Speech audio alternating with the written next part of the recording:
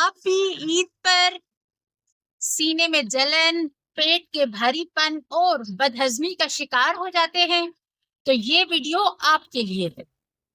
السلام علیکم، میں ہوں ڈاکٹر ذکیہ اور آج ہم بات کریں گے عید میں قربانی کا گوشت کھانے کے بعد جو بدہضمی ہو جاتی ہے، جو سینے میں جلن ہو جاتی ہے اور بہت سے لوگوں کو پیٹ کا افارا ہو جاتا ہے، اس کے قدرتی حل پہ۔ لیکن اس سے پہلے آپ سب کو میری طرف سے عید الاضحیٰ بہت بہت مبارک ہو۔ اللہ تعالی ہم سب کو اس کی عید کی خوشیاں، برکتیں اور راحتیں نصیب کرے اور ہمیں دوسروں کے لیے خوشیاں بانٹنے والا بنائے۔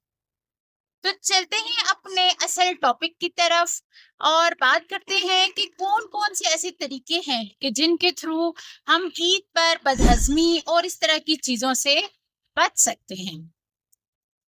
کیونکہ عید ہے، قربانی کا گوشت ہر گھر میں ہوتا ہے اور لوگ ضرورت سے زیادہ کھا جاتے ہیں، اکثر احتیاط نہیں برتتے۔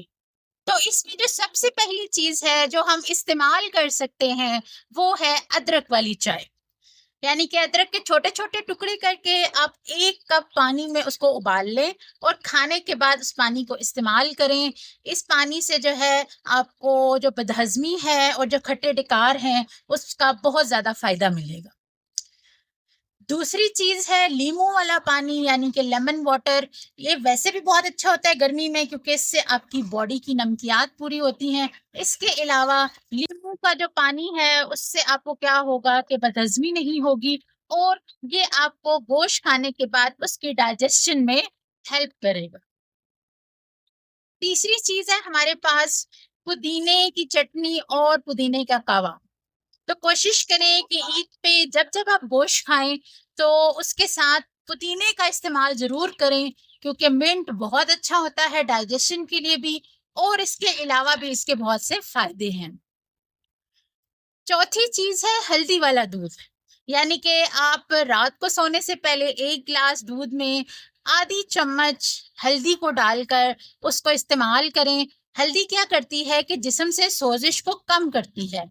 تو جب کبھی بھی ہم گوشت کھاتے ہیں تو اس سے ہماری آنتوں میں سوزش ہونے کا خطرہ ہوتا ہے، تو ہلدی والے دودھ سے آپ کو اس میں بہت افاقہ ملے گا۔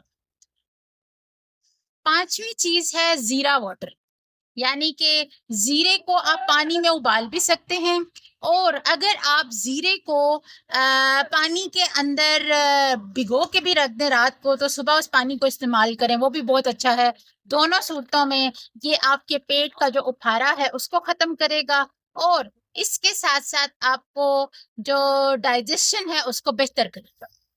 تو یہ تو تین چھوٹی چھوٹی ٹپس جن کی یقیناً آپ کو ضرور ضرورت پڑنے والی ہے عید پہ، لیکن اس کے ساتھ ساتھ ایک بہت اہم چیز کہ گوشت کھائیں مگر اعتدال کے ساتھ۔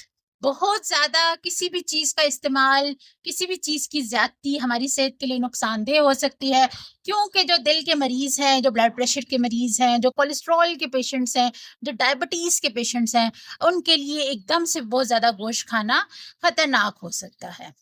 تو اگر آپ کو یہ ویڈیو اچھی لگی ہو تو ویڈیو کو لائک کریں، اپنے دوستوں اور فیملی سے ضرور شیئر کریں کیونکہ آپ کو پتہ ہے کہ ان میں سے بھی بہت سے لوگوں کو ضرورت پڑنے والی ہے۔